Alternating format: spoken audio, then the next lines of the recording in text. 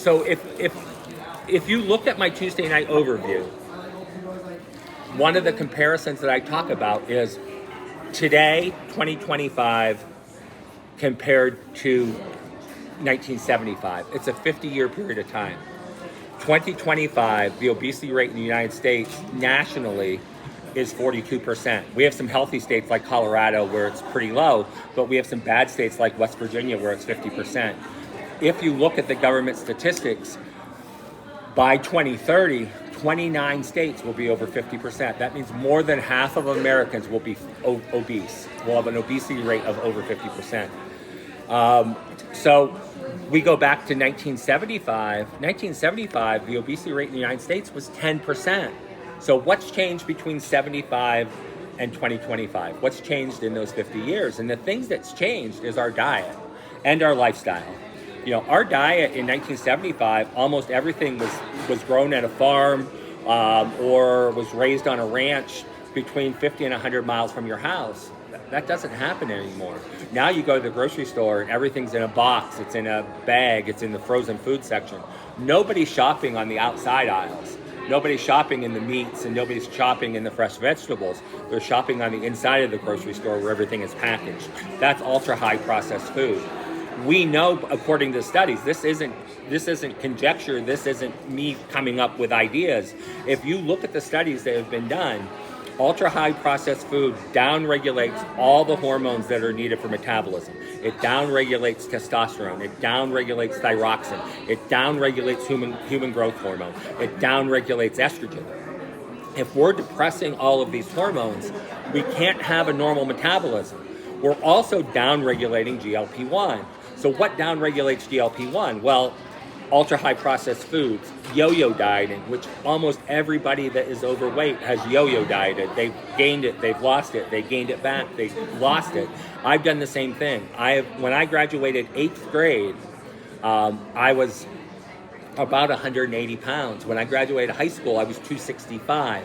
So I've been heavy all my life, and I've lost the same 70 to 100 pounds 10 times. Well, that naturally lowers your GLP-1 levels. The ultra-high processed food lowers your GLP-1 levels. Eating when you're not hungry, emotional eating because you're happy, you're sad, you had a hard day at work, you had a fight with your spouse, and you eat because of that, that depresses GLP-1 levels. So if we have low hormones of metabolism and we have low GLP-1 levels, there is no way to solve this problem. That hasn't happened in the last 6 months. So because it hasn't happened in the last 6 months, it's not going to correct in the next 6 months. It happened 20 years ago. So what do we do? What is the long-term answer for a long-term problem? And the answer is getting those hormone levels back up to normal. So how do we do that? Well, we do that by having an antioxidant on board. The best antioxidant in the world is protandem NRF2. We've proven that. It raises superoxide dismutase levels by 40% in 30 days. So we can bring our hormone levels back up naturally. So what happens next? Well, then we have to bring our GLP-1 levels up. We've already proven, the government has proven, NIH study has come out saying the injectable GLP-1s don't do that. All we're doing is we're giving big pharma a way to profit from yo-yo dieting. People can go on the GLP-1 injections for a year, and then after they go off of them for a year, NIH study shows that 90% of the people put on 66% of their weight again. So all it is a yo-yo culture now. If you go on the GLP-1 injections for a year, you go off them for a year, you gain your weight back, you go back on them for a year, naturally depresses your GLP-1 levels even more, so we're not solving the problem. So now we have a product. We have a product that's natural, that can take those depressed GLP-1 levels and bring them up to normal. Even if we could get them up to 100%, if we could get them back up to just a normal blood level, we would be doing a lot better for our population. But we've proven now that it's not 100%. If you're on the product for 90 days, you can raise the levels over 200%. There's people in the original study that went up to 340%. So now what do we have? We have a long-term answer to a long-term problem.